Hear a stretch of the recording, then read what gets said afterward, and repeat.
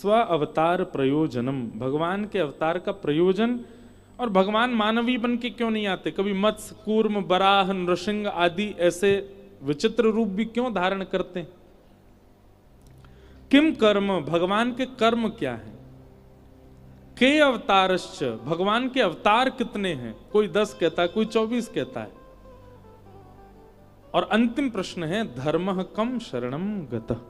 ये 6 प्रश्न हैं और इन्हीं 6 प्रश्नों के उत्तर में भागवत की कथा है। सबसे पहला प्रश्न, किम श्रेय, भगवान के अवतार का श्रेय किसको जाता है? ठाकुर जी भक्तों के लिए आते हैं कि राक्षसों को मारने के लिए आते हैं? अब यहां बैठे हैं तो सब लोग यही कहेंगे कि भक्तों के लिए आते हैं, लेकिन इसका प्रमाण होना चाहिए। ठाकुर जी भक्तों के लिए ही आते हैं। राक्षसों को मारना, भगवान ने इस बात को वाल्मीकि रामायण में एक जगह प्रस्तुत किया कि हमारी इच्छा हो जाए तो रावण जैसे जन्म ही नहीं लेंगे, पर हमारी इच्छा हो जाए तो हम वैकुंठ में बैठकर के सबरी पर कृपा नहीं कर सकते। रावण को तो वहीं बैठे बैठे ठाकुर जी भ्रगुटी टेढ़ी कर दें तो रावण की हिम्मत क्या कि कुछ कर जाए। ठाकुर जी कह रहे हैं हम तो सबरी के लिए आए हैं, हम तो वैष्णवों के लिए आए, हम तो भक्तों के लिए आए। कंस को मारना उद्देश्य होता तो भगवान शंख चक्र गदा पद्म लेकर के प्रकट हुए थे गर्भ से मैया के, चाहते तो उसी समय सुदर्शन चक्र छोड़ के कंस का वध कर देते, लेकिन नहीं। ठाकुर जी कंस को मारना प्रायोरिटी नहीं है। जन्म लेते ही कंस मार देते तो सब लोग यही सोचते कि कृष्ण अवतार कंस वध के लिए ही हुआ है। नहीं, जन्म लेते ही ठाकुर जी वृंदावन गए, गोकुल गए, ब्रज में लीला की, ब्रजवासियों के बीच में रहे, गैया चराई, गायन से प्रेम कियो, गोप ग्वालन के घर माखन खायो। वो क्रिया की जिसकी आवश्यकता ही नहीं थी। एक पर ब्रह्म को प्रायोरिटी क्या थी? व्यक्ति सबसे पहला समय किसको देता है? जिससे अति प्रेम होता है। ठाकुर जी ने जन्म लेते ही अपने अत्यंत प्रिय जन्म देने वाले माता पिता तक को त्याग दिया कि नहीं ब्रज जानो मुझे। ब्रज आ गए और ब्रज आकर के सबके साथ लीला की, सबके साथ लीला करके प्रेम व्यवस्थित करके स्थापित करके जब प्रेम परिपूर्ण हो गया ब्रजवासियों के चित्त में, तब ठाकुर जी गए कंस को मारने। तो अवतार राक्षसों को वध करने के लिए नहीं है, भक्तों के लिए है ठाकुर जी का, हमारे लिए है ठाकुर जी। राधा वल्लभ जी, राधा रमन जी, बिहारी जी पूरे दिन बेचारे एक ही मुद्रा में खड़े हैं। हम एक मुद्रा में खड़े रह सकते हैं? ठाकुर जी खड़े हैं। आप पाषाण मानो तो बात अलग है, लेकिन पाषाण नहीं मानते हो, ठाकुर जी को साक्षात चैतन्य मानते हो, एक ही मुद्रा में रहते हैं। किसके लिए? हमारे लिए, मेरे लिए, आपके लिए, हम सब के लिए। मैं कहा करता हूं कथा में कि हम तो केवल प्रेम का आडंबर करते हैं ठाकुर जी के आगे। वास्तविक प्रेम तो हमसे श्री ठाकुर जी करते हैं, श्री लाल जी करते हैं, ठाकुर जी प्रेम करते हैं हमसे। मैं भगतन को दास, भगत मेरे मुकुटमणि, ठाकुर जी कह रहे हैं भक्त मेरे। अनुब्रजाम में हम नित्यम पूये ये तन्य रेणु भी। मैं ऐसे चलता हूं भक्त के पीछे जैसे गैया के पीछे बछड़ा चलता है, उसकी रज में लौटता हुआ, ऐसे चलता हूं। तो ठाकुर जी का अवतार का श्रेय किसको जाता है? भक्तों को। भक्तों के लिए ठाकुर जी आते हैं। किम श्रेय पहला। दूसरा, शास्त्र सारह क, इतने सारे शास्त्र हैं हमारे, इन शास्त्रों का सार क्या है? बहुत ध्यानपूर्वक सुनिएगा इन 6 प्रश्नों के उत्तर। समस्त शास्त्रों का सार क्या है? अष्टादश पुराणेषु व्यासस्य वचनद्वयम् परोपकार पुण्याय पापाय परपीडनम्। सब ग्रंथों का, सब शास्त्रों का, सबका सार केवल 2 हैं। क्या? दूसरे की सहायता करना, यही पुण्य है, और अपने लिए जो अच्छा नहीं लगता वो किसी के साथ ना करना, किसी के साथ करना, ये पाप है। बस इन दो से बचे रहो, जो खुद के लिए प्रिय नहीं वो किसी के साथ नहीं करो, और असहाय व्यक्ति की सहायता करो, राधे राधे जपते रहो। बस यही जीवन, सबका सार यही है। हृदय सुधारो, स्वभाव सुधारो, अपनी मनस्थिति, अपनी विचारधाराओं को शुद्ध करो, यही शास्त्रों का सार है। शास्त्र सारः का दूसरा प्रश्न। तीसरा प्रश्न, भगवान का अवतार विलग विलग क्यों होता? केवल अकेले मानव रूप में ही ठाकुर जी क्यों नहीं आते? ठाकुर जी विशेष रूप से अनेक अनेक अवतार धारण करके हमें यह बात समझाते हैं कि मैं परब्रह्म होकर के भी किसी भी अवस्था में आने में झिझकता नहीं। तो मानव क्यों झिझकता है? नीचे बैठने में भी लोगों को कई बार बहुत संकोच होता है। हम नीचे कैसे बैठें, बिना आसन के कैसे बैठें, हमसे कोई पूछे तो हम बैठें, निमंत्रण दें तो हम जाएं। इतने मानीना हम बन जाते हैं। ठाकुर जी अपने अपने अवतारों के द्वारा अपने वर्सेटाइल कैरेक्टर को प्रस्तुत करते हैं कि मैं कुछ भी बनने में सक्षम हूं, किसी भी रूप में आने में सक्षम हूं, और सक्षम ही नहीं हूं, मेरी ये सहजता है। ये सहजता सीखो ठाकुर जी से, दीन बनने में, सरल बनने में। बंधुओं, हम एक बात कहते हैं, शायद मैंने पहले दिन कही थी यहाँ कथा में, कि हम ठाकुर जी से मांगते हैं कि आप हमें समृद्ध बनाओ, आप हमें धनवान बनाओ, आप हमें योग्य बनाओ। ये सब मत मांगो ठाकुर जी से। ठाकुर जी से केवल ये मांगो कि हमें सरल बना दो, हमें सहज बना दो, हमारे अंदर थोड़ी दया भर दो ठाकुर जी। हम बड़े निर्दयी हैं, हमारे अंदर थोड़ी दीनता ले आए। हम बड़े चौड़े होके चलने लग गए हैं आजकल, थोड़ी दीनता ले आओ ठाकुर जी। ठाकुर जी यदि मनोकामना पूरी करते ही हैं तो अपने स्वभाव को सुधारने की कामना क्यों नहीं करते हम श्री ठाकुर जी से?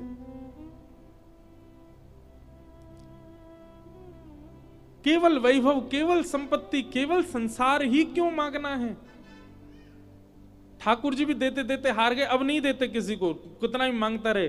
ठाकुर जी कहते हैं कुछ नया लेके आओ तो देंगे।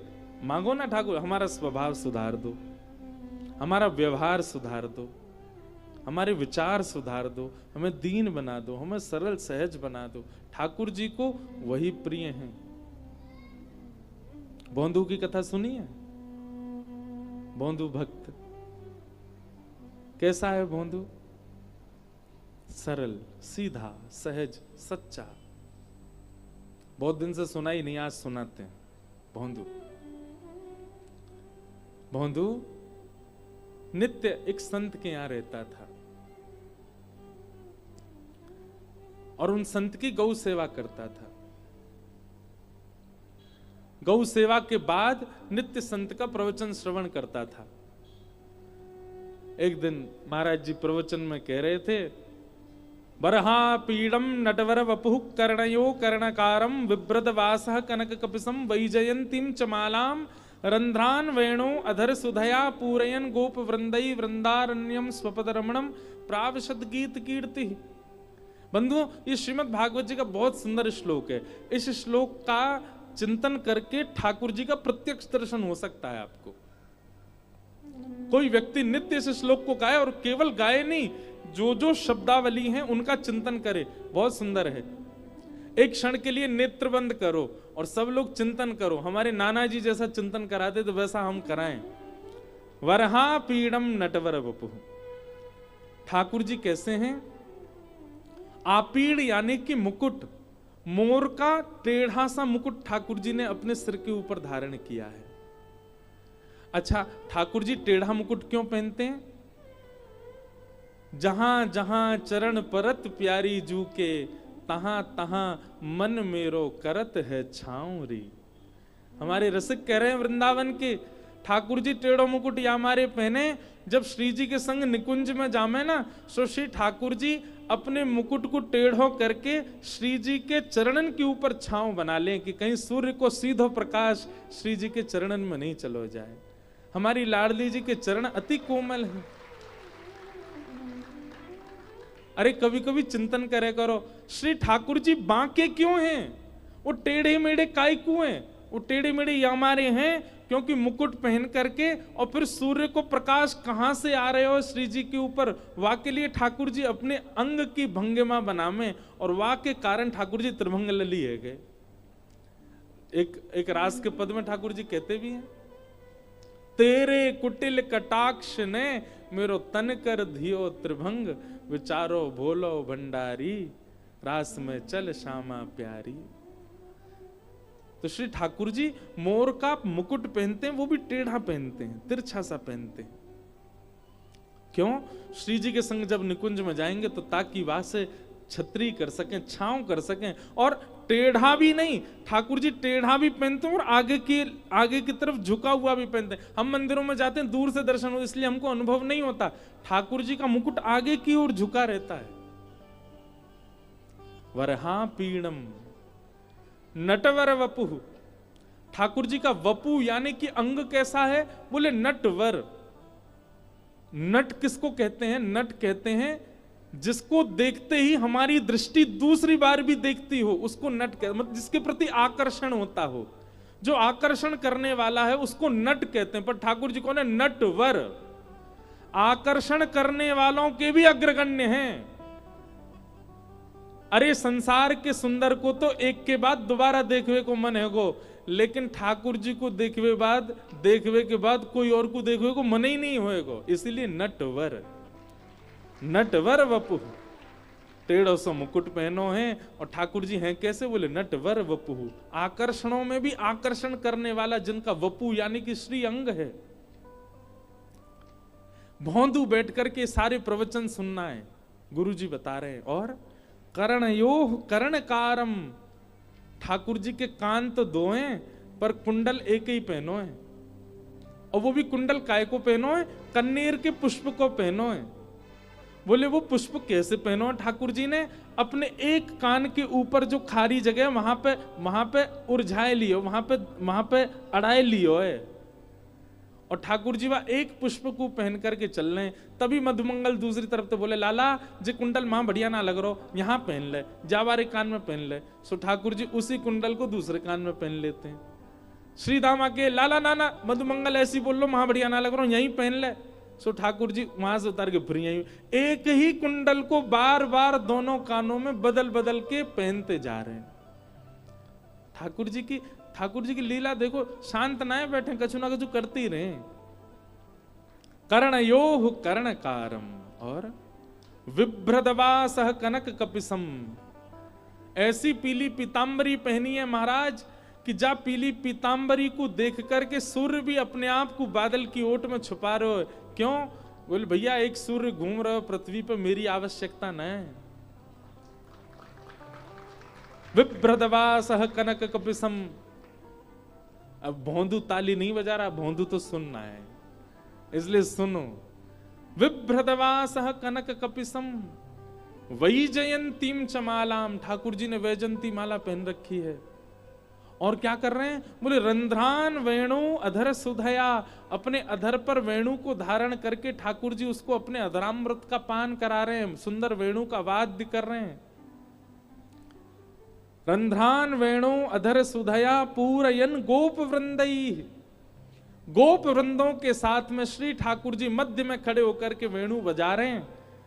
वृंदारण्यम स्वपद रमणम प्राविशद गीत कीर्ति ही, वृंदावन की पावन रेणु में अपने कोमल कोमल श्री चरणों से ठाकुर जी एक एक चरण आगे बढ़ा करके वेणु बजाते भये ब्रज की गोपियों के चित्त का हरण करते जा रहे हैं। ठाकुर जी भांडीर वन से गैया चरा करके लौट रहे हैं। गौ धूली बेला को समय है, गौरज ठाकुर जी के श्री अंग पर कहीं कहीं लगी भई है। ऐसे बाल कृष्ण भोंदू बैठ करके सर्वांगीण अंग का चिंतन कर रहा था। ऐसा मुकुट पहनो होगा ठाकुर जी ने, ऐसे वस्त्र पहने होंगे, ऐसा कुंडल धारण कर रखो है, ऐसी पाग पहन रखी है, ऐसी वंशी बजा रहे हैं, ऐसी वैजंती माला गौरज ठाकुर जी के श्री अंग पे लग रही है।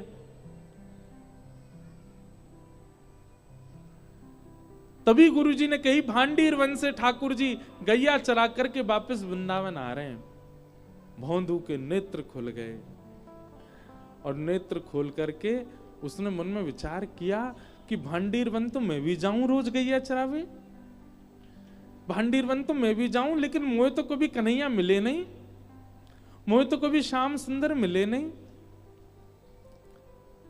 मन में विचार करन लगो भोंदू, अरे भोंदू तेने प्रयास ही नहीं कियो कभी खोजवे को, गैया ने लेके जावे और ले जाके उनको चरवे छोड़ दे, खुद पेड़ के नीचे लेट जाए, तेने कभी ढूंढे ही ना, अरे ने कभी आंख घुमातो, ने कहीं दूर तक जाके देखतो। निश्चित ठाकुर जी आज भी, गुरु जी कह रहे इनकी बात में असत्यता नहीं हो सकती, निश्चित ठाकुर जी आज भी आते होंगे।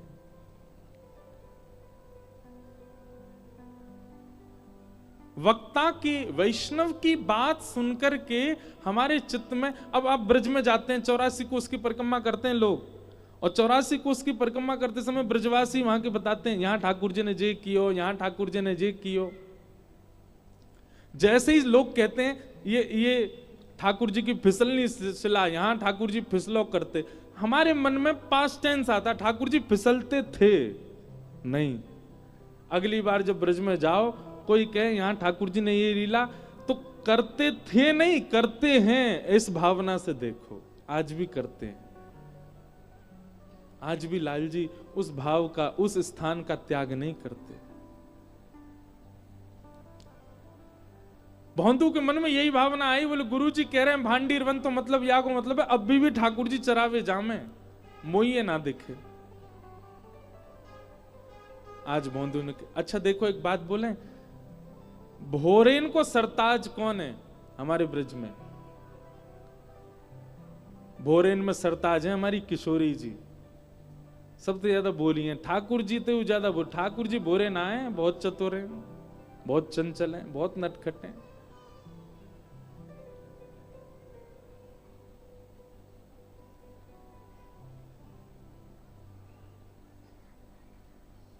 किशोरी जी बहुत भोली है। एक लीला आज सवेरे ही पढ़ रहे हो मैं, कि किशोरी जी एक दिन नौका विहार कर रही, और नौका विहार करके जैसे ही लौटी, तो लौटते ही नौका से उतर के श्री यमुना जी के पास बैठ गए, क्योंकि यमुना जी को वर्ण श्याम वर्ण है, या हमारे जब कभी भी श्याम सुंदर कहीं और हो में, श्री किशोरी जी को स्वभाव है वो यमुना जी को ही देखती रहे, क्योंकि उनको वर्ण श्याम है। श्याम वर्ण को देख करके श्री जी को मन लगे, और देखते देखते किशोरी जी को अपनो ही प्रतिबिंब दिखन लगो श्री यमुना जी में। और जैसे ही किशोरी जी ने अपनो प्रतिबिंब देखो, अपनो प्रतिबिंब देखते ही किशोरी जी वहां से कहने लगी, अरे ये तो बड़ी प्यारी है, अरे तू तो बड़ी भोरी सी लग रही है, अरे तेरे नयन कितने सुंदर, नासिका कितनी, कौन की छोरी है तू? किशोरी जी बात कर रही हैं, और सब सखी कह रही हैं हम तो यहां खड़ी हैं, किशोरी जी कौन ते बतिया रही हैं। और जैसी सब गई, सबने जाकर के देखो, तो विशाखा जी ने सबको रोको, बोले सुनो कोई आगे मत जाओ, लीला देखो, लीला देखो, क्या कर रही हैं। श्री जी अपनी प्रतिबिंब से बात कर रही हैं और कह रही हैं तेरे नेत्र तो बड़े सुंदर हैं, अरे तू एक काम कर, तू हमारी मंडली में आ जा, हमारी सखीन में आ जा, तू इतनी सुंदर है, तू को तो हम अपने पास रखेंगे, हम भी नवीन नवीन श्रृंगार करेंगे। अरे अपना नाम तो बता, अरे शर्मा काय को रही है, काय को ना बता रही अपना नाम।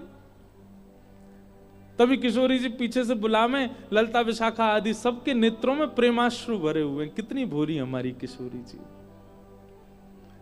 अरे ललते ने कहियो देखियो ये कौन की छोटी सी छोरी है, इतने सुंदर या के अलकावली, इतने सुंदर या के नेत्र, इतनी सुंदर नासिका, अरे या के ओष्ठ तो देख, जब बोले का देख बोल तो रही है लेकिन या की आवाज ना आ रही, मेरी जैसी बोल रही है लेकिन या की आवाज ना आ रही। यातने पूछतो ये कौन की लाली है, और सुन ये इतनी सुंदर है, या को अपनी सखी समाज में रखेंगे ना, हम भी या को श्रृंगार करेंगे। ललता विशाखा आदि सखियां सब जाकर के श्री किशोरी जी के चरणों में दंडवत हो जाती हैं, बार बार बल्लियां लेती हैं, हे श्यामाजू हम कब होंगी ऐसी, आपको जैसो स्वभाव है, आपको जैसो व्यवहार है, आपकी जैसी विचारधारा है, यही के कारण आप श्री श्याम सुंदर की अति प्रिय हो, क्योंकि आप बहुत भोली हो। भोरी नहीं है, भोरी की भी पराकाष्ठा होती हो ना, वैसी है हमारी किशोरी जी, वैसी है हमारी लाडली जी, अपनी प्रतिबिंब से बात कर रही हैं। कभी ठाकुर जी कोई मणि पहन करके आ जाएं तो श्री ठाकुर जी की वह मणि में अपने प्रतिबिंब को देख करके ठाकुर जी से नाराज हो जाए किशोरी जी।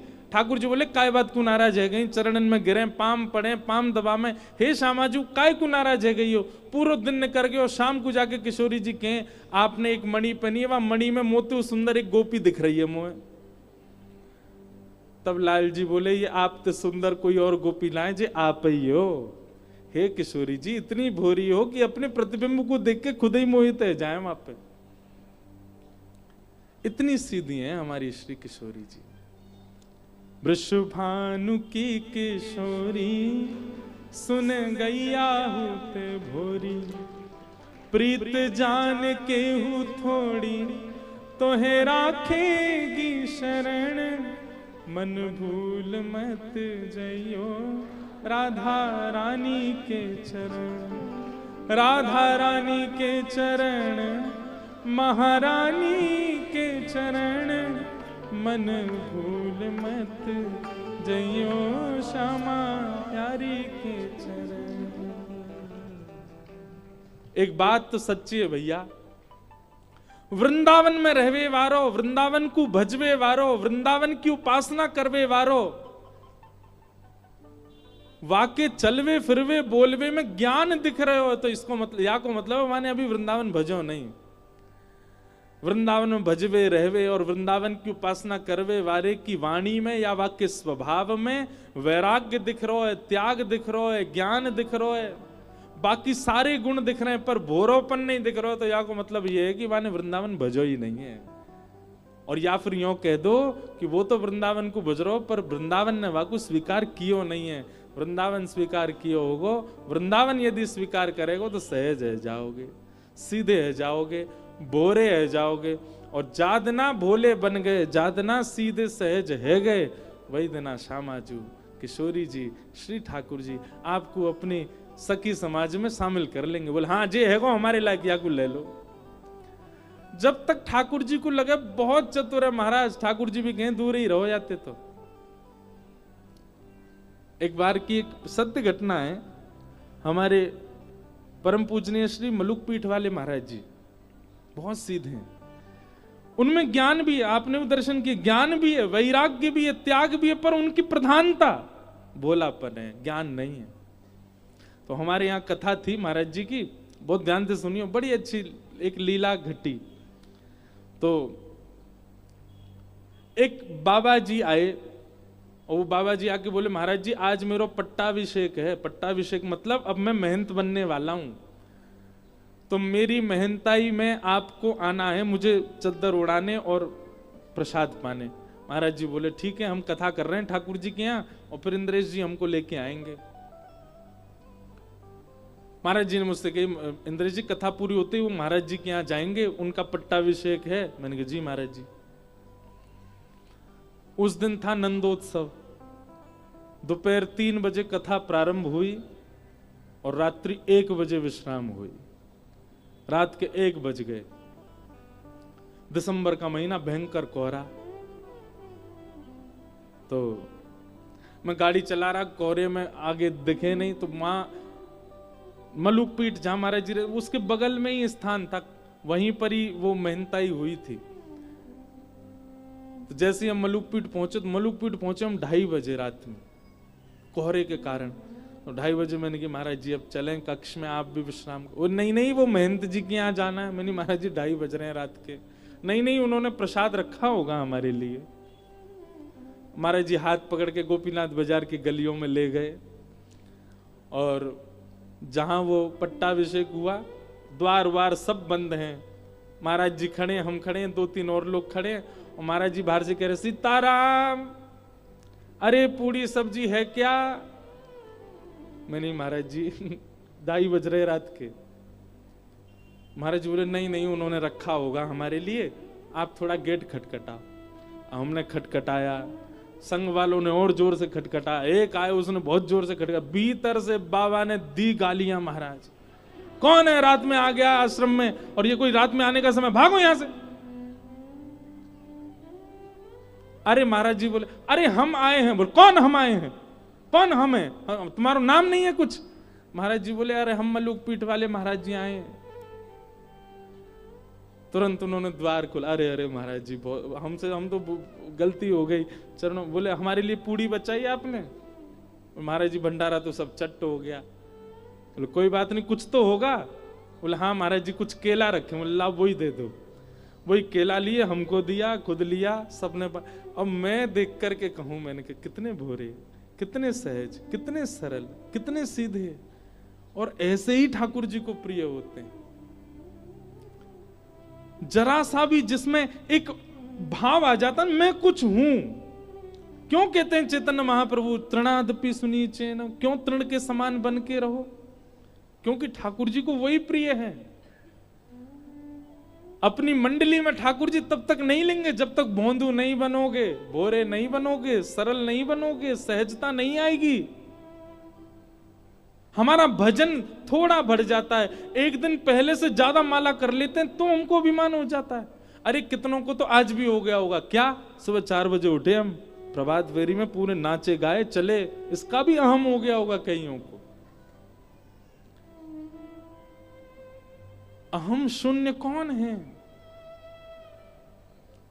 अहम शून्य ही ठाकुर जी स्वीकार करते हैं। और अहम शून्य बनना है, हमारी श्री जी को नाम रटो, हमारी किशोरी जी को जपो।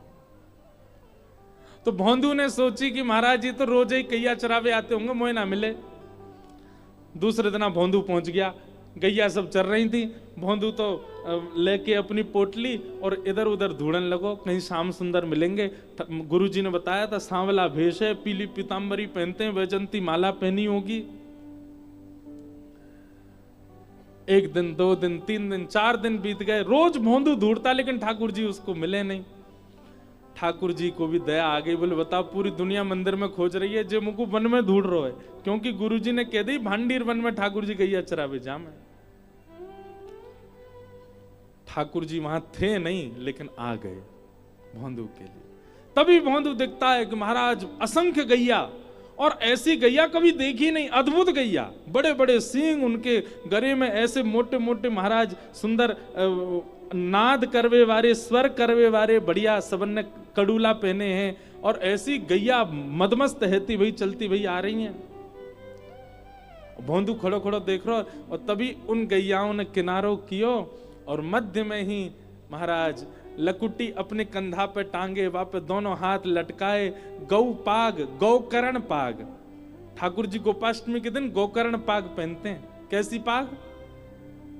हम अपने लाल जी को कभी कभी धराते हैं। उस पाग में क्या होता है कि 2 तो कान निकरिया में यहाँ पे, 2 सींग निकरिया में यहाँ पे, और ऐसे कान आ जाए नीचे, तो वो गोकर्ण पाग। ठाकुर जी गैया की तरह पाग पहने, ऐसी करके पहनेंगे कि 2 सींग निकरिया आए और 2 कान यूं लटकी आए। उस दिन ठाकुर जी आभूषण नहीं पहनते।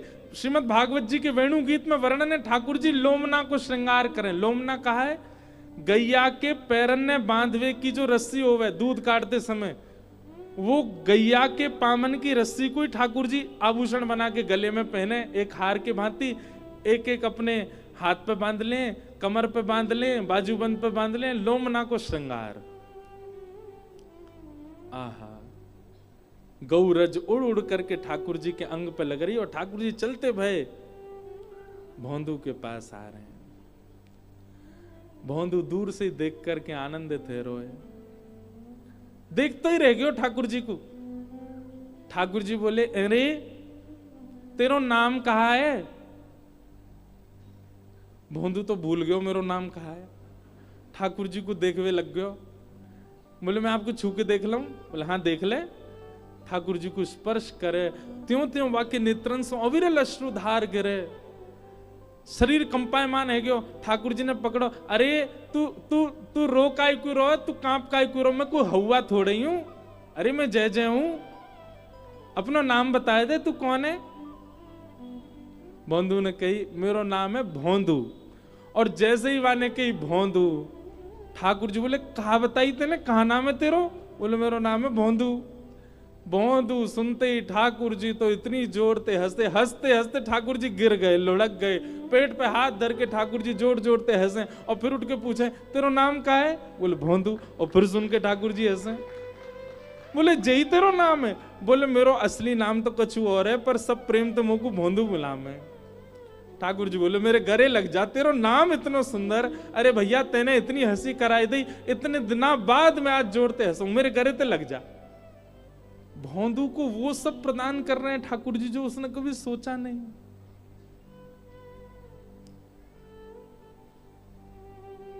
रूप माधुरी का दर्शन कर रहा है। एक पद हम गाते हैं, हरि जी हम कब होंगे ब्रजवासी, है ना। पर मेरा मन है, और मैं आज व्यास मंच पे ही भावना आ रही है, पर मैं कभी ना कभी ठाकुर जी के लिए एक पद ऐसे ही लिखूंगा जहां मैं ठाकुर जी से हम यूं कहें, ठाकुर जी हम कब होंगे भोंदू, हम कब होंगे सीधे, हम कब होंगे सीधे, हम कब होंगे वो सहज जैसे आपको हम भा जाएं। ब्रज में बसनो अब कठिन नहीं रह गया, धन के बल पे सब बस रहे हैं ब्रज में जाके, लेकिन ब्रज में जैसे बसने वाले को जैसा स्वभाव होना चाहिए वैसा कोई को नहीं रह गया है।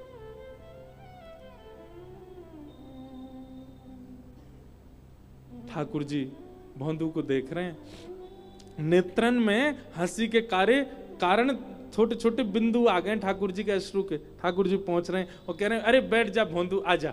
अरे भैया कछु कहते रहो, नाम बहुत जोर को है, कौन ने धरो? बोले मेरे गुरुजी और सब गौशाला के लोग मोकू भोंदू के हैं। ठाकुर जी बोले वाह भैया तेने बड़ा आनंद किया, चल कछु लायो है, चल मोकू कछु पवा दे। भोंदू बोलो आप वही हो ना जिनके बारे में गुरुजी बताते हैं। ठाकुर जी बोले तेरे गुरुजी कौन के बारे में बता, मोह का पता, कहा बता मैं तेरे गुरुजी? बोले गुरुजी बता मैं आप सांवरे सांवरे से हो, मोर मुकुट पहनो, नंद बाबा के लाला हो ना आप? ठाकुर जी बोले हाँ मैं नंद बाबा को लाला हूँ। जसोदा जी आपकी मैया है ना? बोले हाँ वो मैया है। अरे हमारे गुरुजी खूब बता मैं आपके बारे में। एक बार आपने मैया की एक मटकी फोड़ दी, मैया ने आपको उखलते बांध दियो ना? ठाकुर जी बोले हम बे वही हूं मैं। आपने कालिया नाग के ऊपर एक बार नृत्य किया ना, जमुना जी ने कार के? बोले हाँ मैं वही हूं। ठाकुर जी को भी इतना प्रिय लग रहा, कितना भोला है ये।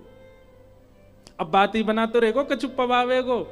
बंधु बोला हाँ मैं लाया हूं, 2 रोटी लाया हूं। रोटी खोल करके और महाराज बीच में गुड़ रख दियो, मिर्च रख दी। बोले जय जय जय ही लाया हूं आप पालो। अरे जे तो बहुत जोर को ला दे।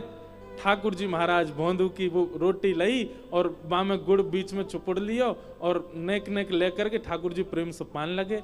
एक रोटी पा गए, वो मुझे तो और भूख लग रही है, ला एक और दे दे। भोंदू बोलो जी मेरी है, 2 ही लेके आया मैं। बोले तो दे दे, कहा जा रहा अब मैं भूखा रह जाऊंगा फिर? ठाकुर जी कह रहे ना दे दे, चल तू अब मां जाके खा लियो। अच्छा एक काम करो आधी आधी खा लो। आधी ठाकुर जी को, आधी दही नहीं माने, भोंदू है बेचारो सीधो है।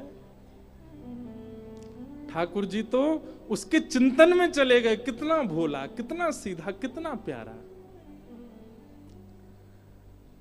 ए भोंदू देख हम भूखे रह गए, हमारी खुराक ज्यादा है। जसोदा मैया ये एक आध रोटी ना पवावे हमको, सबरी रोटी बना के सामने धर दे, लाला तेरो जितनो मनो पाले, बाकी की सब पूरा परिवार पालेगो। और वही विधा आज भी मंदिरों में प्रसाद की है। पूरी की पूरी कढ़ाई का भोग जाएगा ठाकुर जी के सामने। लाल जी जितनो आपकी रुचि हो आप पाओ, जो बच जाएगा बाकी सब लोग प्रसाद में ले लेंगे। भैया तू हमारे काजे ने ज्यादा सो प्रसाद लियो, हमें भूख ज्यादा लगे। भोंदू बोलो ठीक है जैसे कल ले आऊंगा। और भोंदू भी सहजता से चला ही गया। हम आप होते पकड़ लेते, ठाकुर जी चिपक जाते ठाकुर जी थे, पर यहाँ ठाकुर जी चले गए, भोंदू चलो गए। भोंदू ने किसी को आगे कुछ नहीं बताया। उसको लगा ये सब लोग मिलते ही हैं ठाकुर जी से, मुझे आज पहली बार मिले हैं। गुरुजी इतने अच्छे अच्छे वर्णन ठाकुर जी के करते हैं क्योंकि गुरुजी मिले होंगे उनसे। गुरुजी ने तो प्रत्यक्ष लीला देखी होंगी। मैं ही अभागा हूं, मुझे इतने दिनों बाद दर्शन भये। भोंदू बैठा बैठा आज भी प्रवचन सुनना था और आज नेत्रों से आंसू गिर रहा है। क्यों? क्योंकि प्रवचन में गुरुजी जो सुना रहे हैं उनसे वो देख के मिल के आया है। अगले दिन भोंदू ने रसोई घर में जाकर के रसोईया थे कि हाँ भैया आज ने कछु ज्यादा सी रोटी दे दो, 5-6 रोटी दे दो। ए भोंदू तू इतने वर्षन ते 2 ही खावे, 5-6 लेके कहां जाएगो? अरे अब तुम्हें कहा बताऊं, वहां पे एक मेरे मित्र आमे, नंद जी के लाला, यशोदा मैया के लाला, बड़ी भूख लगे उनको, बहुत पेटू है, मेरी रोटी खा गए, कल आधी मिली मोए, बस उनके काज दे दो, उन्हें खवानो है। रसोईया बोलो तू गुरुजी से आज्ञा दिलवा दे तब देंगे। भोंदू गयो गुरुदेव के पास, गुरुजी प्रणाम।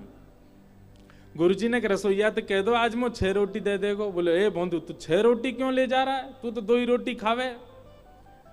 अरे गुरुजी मैं वही बात बता रहा हूं, महा श्याम सुंदर आमे, नंद नंदन आमे, जिनकी आप लीला सुना में। गुरुजी हैं तो बड़े प्यारे, जैसी आंख आप बताऊं बात तो ज्यादा सुंदर, मुस्कुरा में तो ऐसा लगा कि गुरुजी बस देखते ही रहो उनको, बहुत प्यारे हैं गुरुजी, पर बहुत पेटू हैं, बहुत खामे। कल मेरी सभी रोटी खा गए, वो तो मैं छीन लाया, आधी खा ली मैंने, नहीं तो भूखे ही रह जाता मैं। तो उनने मुझसे कही कि नहीं ज्यादा ऐसी रोटी लाई, या हमारे 6 ले जा रहा हूं गुरुजी, आप आज्ञा दे दो। सरल व्यक्ति का एक स्वभाव बन जाता है कि वो झूठ बोलना नहीं जानता। एक सीधे व्यक्ति का एक स्वभाव, एक गुण उसके अंदर निर्मित हो जाता है कि उसको उससे झूठ दूर रहता है। फिर उससे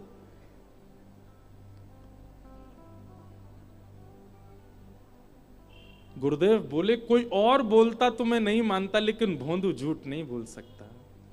भोंदू तू सच में ठाकुर जी से मिला? बोले हाँ गुरुजी, आपकी कृपा से मेरे भाग्य जगे, कल में मिला। कैसा स्वरूप था? उसने एक एक अंग का वर्णन किया। नेत्र ऐसे हैं, जब पलक उठती हैं तो ऐसा लगता है, गिरते हैं तो ऐसा लगता है, हंसते हैं तो दांत ऐसे लगते हैं, नासिका ऐसी है उनकी, हाथ गदमदरा से हैं, पाम गदमदरा से, पेट नेक निकरो सो है ठाकुर जी को। और गुरुजी उनमें तो बड़ी सुंदर सुगंधी सी आती रहे, और मैंने तो स्पर्श करके देखो, ऐसा स्पर्श पूरी दुनिया में मैंने आज तक नहीं कियो, ऐसा स्पर्श है उनको। उनके पास बैठे ना, गर्मी को बोध ना होवे, ऐसी सुंदर शीतल सी हवा सी आती रहे उनमें ते। अरे गुरुजी बड़ो मन लगा उनके संग बैठने में। जैसा जैसा रूप भोंदू वर्णन कर रहा था, गुरुदेव समझ गए कि ये ठाकुर जी से मिल के आया। गुरुदेव बोले भोंदू तो ठाकुर जी को लेके यहां आश्रम आ जाना हमारे, ठाकुर जी से निवेदन कर दे, वो यहां आ जाएंगे। अब भोंदू इस बात पर यह सोच रहा है कि इतने श्रेष्ठ विद्यार्थी आश्रम में, गुरुकुल में, गौशाला में हैं, इनसे गुरुजी ने नहीं कहा ठाकुर जी को लाने के लिए, मुझे आज्ञा दे रहे हैं। ठाकुर जी तो सबसे ही मिलते होंगे, गुरुजी चाहते तो किसी को भी आज्ञा दे देते, पर गुरुजी ने मुझको ही चुना।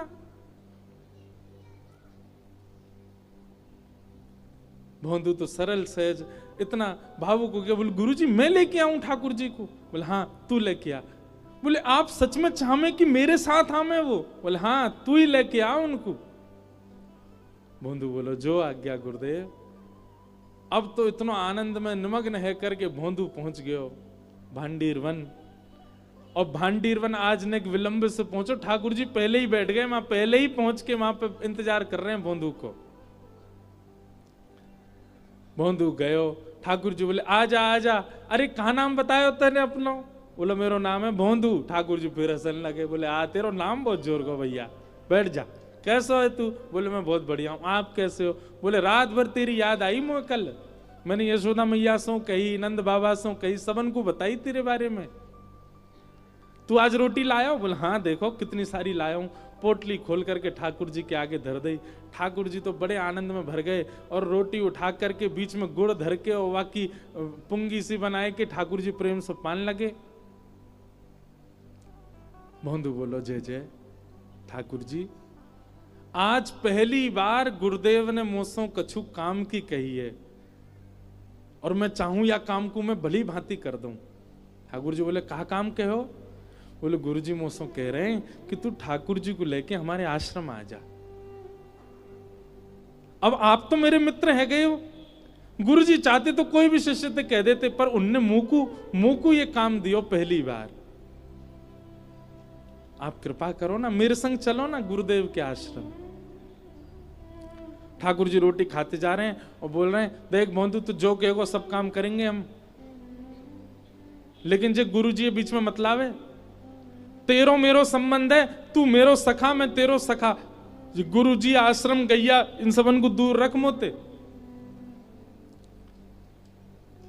चरणों में गिर गए। बोले अरे जय जय, मैं तो आपको जानतो ही ना हो, मैं तो इतने दिन ते भंडीर वन आ रहा हूं गैया चरावे, मैंने आपको कभी देखो ही ना है। सके आप मेरे बगल से निकसे भी होंगे, पर मैं आपको जानतो ही ना हो तो मैं कैसे पहचान। वो तो गुरुजी ने मुझको आपकी कथा सुनाई, तभी तो मैं आपको जान पाया हो। जिन गुरुजी की कृपा से आप मुझको मिले, उन गुरुजी की आज्ञा है, आपने चल दो ना मेरे संग। ठाकुर जी बोले चाहे जो हो भैया, हम तेरे गुरुजी तो ना मिलेंगे, तोते मिलेंगे बस। मोंदू बोलो नहीं मिलोगे गुरुजी ते? ठाकुर जी बोले नहीं मिलेंगे। अंतिम बार पूछ रहा हूं, नहीं मिलोगे? ठाकुर जी बोले ना मिलेंगे, ना मिलेंगे, ना मिलेंगे, बस तोते मिलेंगे। भोंदू ने सबरी पोटली उठा ली, बोले तो फिर ये रोटी वो गुरुजी के घर की है, इन्हें मत खाओ। हाँ, सबरी खत्म करते जा रहे हैं।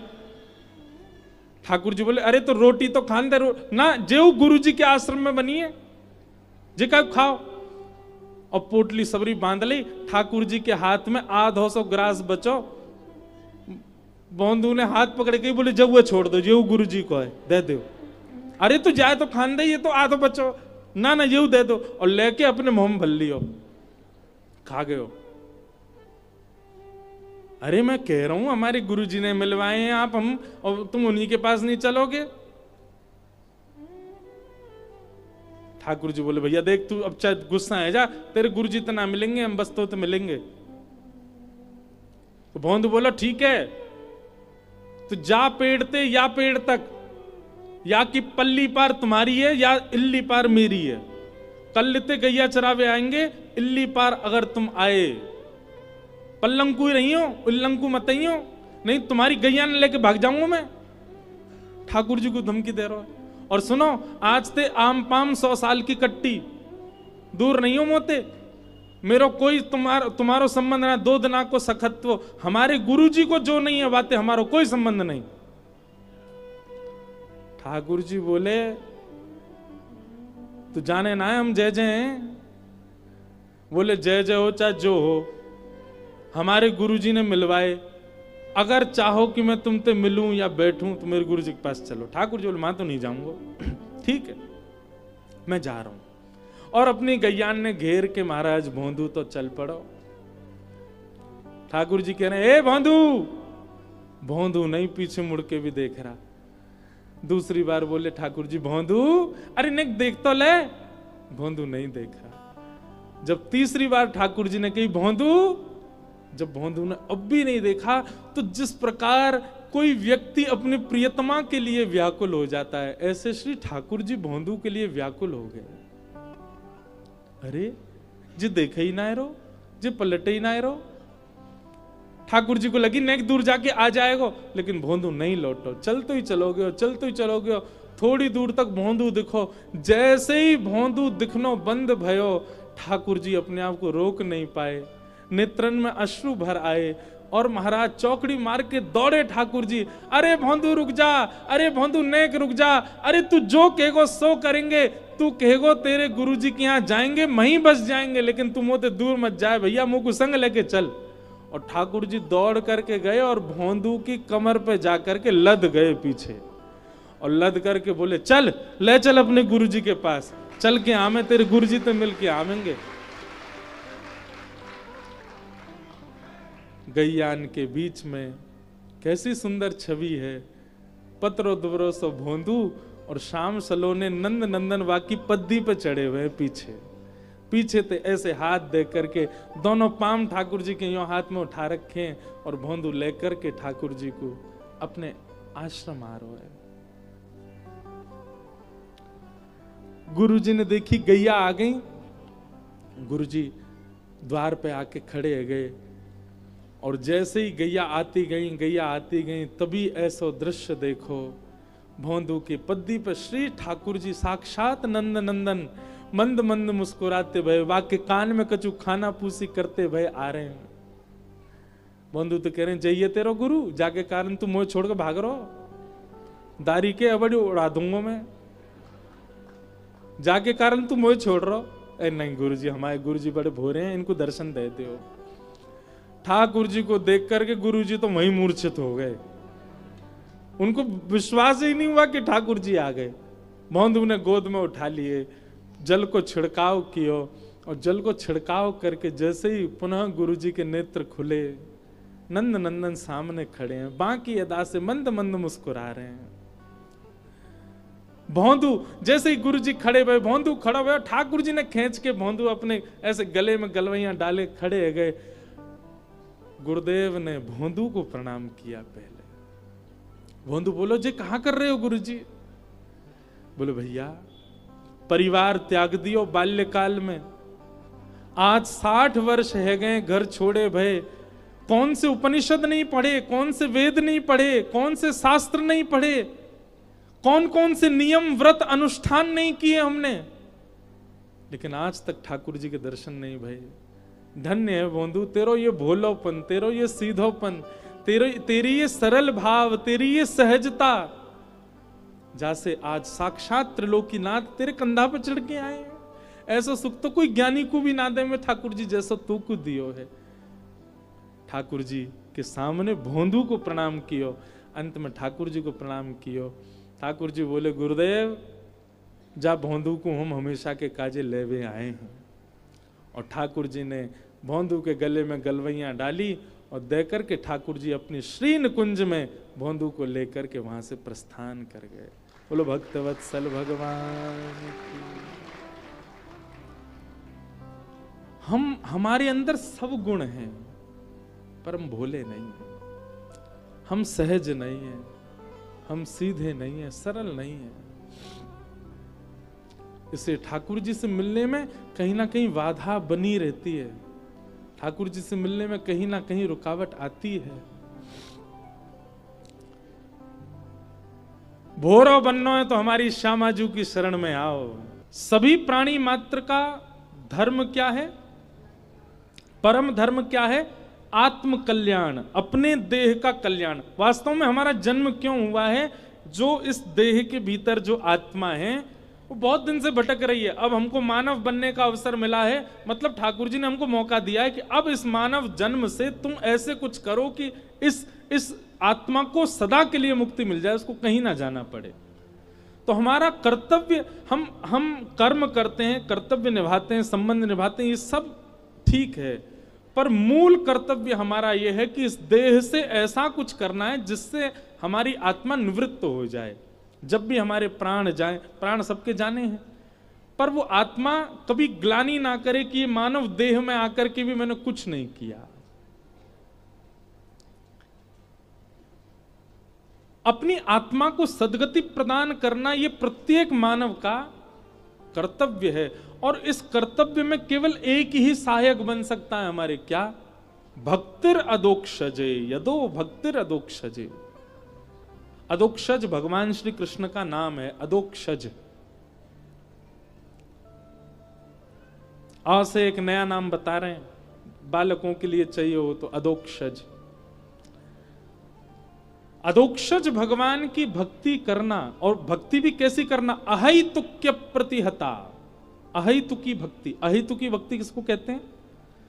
किसी भी परिस्थिति, किसी भी स्थिति या लाइफ में आने वाली किसी भी प्रकार के दुविधा से या व्यवधान से वो भक्ति नष्ट ना होती हो, लगी रहे। मेरी लगी श्याम संग प्रीत दुनिया क्या जाने, क्या जाने रे कोई क्या जाने, क्या जाने रे कोई क्या जाने, मुझे मिल गया मन का मीत दुनिया क्या जाने।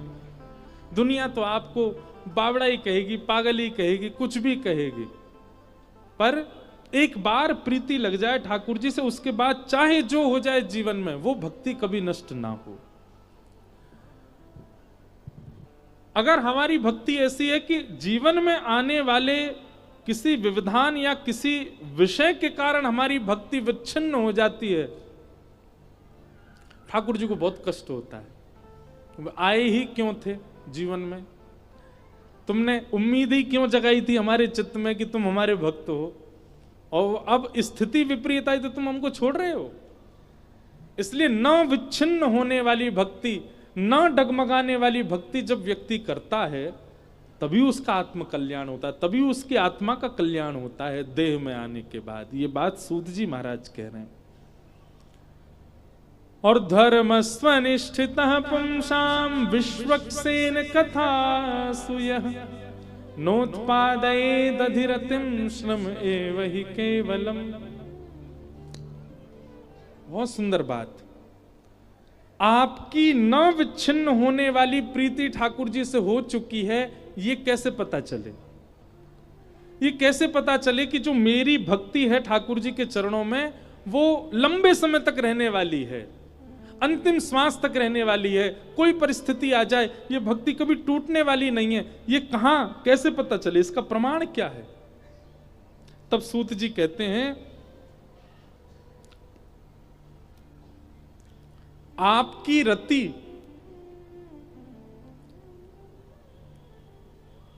धाम में है तो भी सामान्य बात है, आपकी रति नाम में है तो भी सामान्य बात है, पर आपकी रति लीला में है। लीला मतलब ठाकुर जी के चरित्र में है, ठाकुर जी की कथा में है। कई लोगों को केवल वृंदावन जाना अच्छा लगता है, कई लोगों को राधा राधा हरे कृष्ण महामंत्र अच्छा लगता है, उसमें नाचना, उसको गुनगुनाना, उसको बोलना अच्छा लगता है, पर उन लोगों की कई बार मैंने देखा कथा में रुचि नहीं है। पर यहां पर स्पष्ट श्री सूत जी महाराज कहते हैं कि नोत्पादये दधिरतिम श्रम एव हि केवलम। यदि आप ठाकुर जी से प्रेम करते हैं और कथा लीला में आपकी रति नहीं है, प्रेम नहीं है, तो इसका मतलब है कि आपकी भक्ति कभी भी टूट सकती है, छूट सकती है, कभी भी रुक सकती है। लेकिन कथा में आपकी रति, अब देखो कथा में जिनकी रति वो आज तक भक्त हैं ठाकुर जी के, कितने प्रमाण दें? प्रभु चरित्र सुन वे को राम लखन सीतामन। कौन है? श्री हनुमान जी महाराज। ठाकुर जी कथा सुनते हैं। पूरी हनुमान चालीसा में, मैंने ये बात पहले भी कही है कथाओं में, पूरी हनुमान चालीसा में गोस्वामी तुलसीदास जी महाराज ने हनुमान जी को क्या प्रिय है ये बता दिया, फिर भी लोग वो नहीं देते हनुमान जी को। लड्डू का भोग लगाएंगे, अकौआ के पत्तों पर राम राम लिख के चढ़ा देंगे, हनुमान जी के आगे क्या कहते हैं, हनुमान चालीसा हनुमान जी को ही सुनाते हैं, बजरंग बाण सुनाएंगे। जबकि गोस्वामी जी अंकित कर रहे हैं प्रभु चरित्र सुन वे को रसिया। ठाकुर जी के चरित्र सुनने के, और केवल रसिया है इतने, मतलब केवल उनको अच्छा लगता नहीं, उस कथा के लिए वो कुछ भी त्याग सकते हैं। हमारे संत जन बताते हैं कि जब भगवान श्री राम साकेत को जा रहे थे, विमान आया लेने के लिए, सब अयोध्यावासियों को लेने के लिए, सब अयोध्यावासी उसमें चढ़ गए, राम जी भी उसमें विराज गए, भरतलाल जी आदि सब। अभी हमारी कथा है राम कथा, हम साल में एक ही राम कथा करते हैं, और वो कथा होगी 24 से 31 दिसंबर रामेश्वरम में। आप लोग जो आ सको आ जाना, नहीं तो टीवी पर ही सुनना। और उस कथा में भी विशेष भरत चरित्र, श्री भरतलाल जी का चरित्र रहेगा। बहुत सुंदर है राम कथा। मैं कभी कभी अपना अनुभव बताता हूं कि मैंने पहली राम कथा की थी पिछले साल सोमनाथ में। कथा करने से पहले मैं कक्ष में जब अध्ययन करता था ना, अध्ययन करते करते मतलब इतने भाव पहले नहीं आए। यदि किसी व्यक्ति को भाव नहीं आते हैं ना, भाव नहीं बनते, कई लोग कहते हैं हमारे भाव नहीं बनते, रामायण जी का पाठ शुरू कर दो और केवल शब्द मत पढ़िएगा, उसका अर्थ समझिएगा क्या कहना चाह रहे हैं, बहुत सरल है, समझ में आ जाता है। वहां पर जब आप राम भरत जी के मिलन का प्रसंग पढ़ेंगे ना, आपके नेत्र सजल हो जाएंगे। भरत जी महाराज राम जी को लेने के लिए जब गए,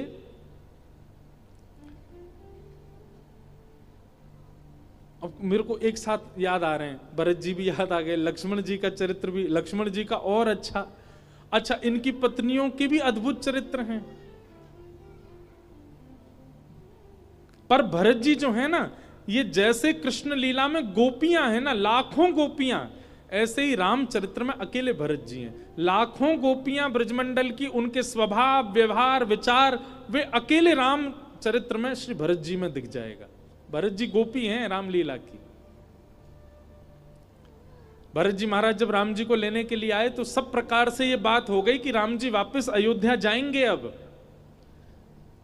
गुरु वशिष्ठ जी ने भी मोहर लगा दी और जनक जी महाराज ससुर जी आए राम जी के, और सब बड़े बड़े लोगों ने भी कहा भाई देखो भरत जी की बात सत्य है। और वो प्रसंग बहुत लंबा हो जाएगा, इसलिए मैं ज्यादा उसमें नहीं जा रहा। भरत जी ने हर तरह से सिद्ध कर दिया कि राम जी को वापस जाना चाहिए। राम जी अपनी शिला जिस पर बैठे थे वहां से उठे और अयोध्या की तरफ जब चलने लगे, सब नाचने लगे, गाने लगे, जय जयकार करने लगे। एक बार को राम जी मुड़ गए अयोध्या की ओर, पर उसी क्षण भरत जी ने जब राम जी को देखा तो राम जी के नेत्र बंद थे और मुखमंडल पर थोड़ी शुष्कता थी। क्यों? राम जी को स्मृति आ रही है आगे मिलने वाले जटायु की, राम जी को स्मृति हो रही है आगे मिलने वाले निषादराज गुह की, राम जी को स्मृति हो रही है आगे मिलने वाली सबरी की, राम जी को स्मृति हो रही है विभीषण की। इन सब का स्मरण करके राम जी कह रहे हैं मैं मिल नहीं पाऊंगा, मैं अब उन लोगों के पास जा नहीं पाऊंगा। सबरी कब से मेरा रास्ता बुहार रही, मैं उसके यहां जा नहीं पाऊंगा। सबरी की भक्ति सामान्य नहीं है।